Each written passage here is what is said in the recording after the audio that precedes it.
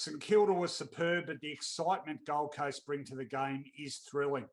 Yeah, look, I'll tell you what, actually, you mentioned Nathan Burke before. I saw a tweet from Berkey during the third quarter tonight, and he said he was sort of picking up Dermot Brereton, who on Fox Footy said the attractiveness of some of the recent games was about the changing interpretation of holding the ball. I think that has a little bit to it because I think players are less likely to sort of, camp over the ball and force a stoppage. But he was making the point.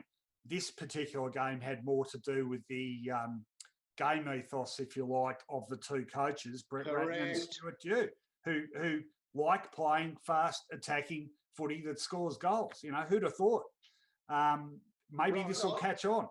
I'll tell you this. In the last 5 weeks, 4 or 5 weeks, watching St Kilda, I'll say this. Gold Coast, Fremantle, Adelaide, Sydney, and to an extent Port have all played excellent football. I keep thinking, why do they play so well against us? Why is Adelaide playing so well? They're normally hopeless. St Kilda's style of football does invite the opposition to play good football as well. It's very hard to play attractive football and for players to play well in a stop-start game of football a la Collingwood. Short kicking to the boundary, it makes it hard for the opponents to get involved in the game. It's a terrible way of playing. St Kilda does open the door and invite the opposition. 2 goals tonight that were brilliant by Gold Coast were intercept handballs, one by Swallow and one by Rankin himself, who went the whole way. Now, you get that because St Kilda's going inboards. That's okay. It's good to watch. St Kilda backs themselves to come out on top. If they don't, more power to the opposition. And tonight, Gold Coast were superb. How about some of the goals they kicked? How about some of their delivery into the forward line? I wouldn't mind barracking for them over the next few years.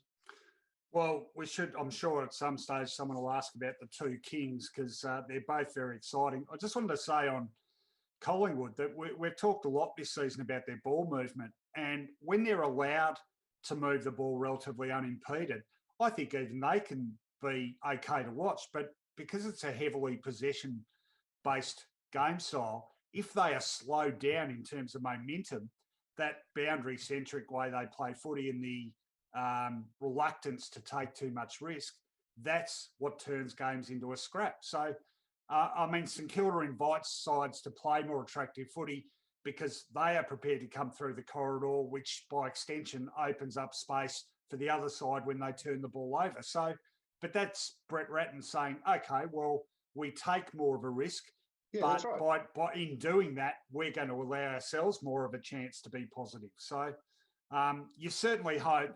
And in fact, I was saying to someone during the week, I think people talk about supporters having second teams.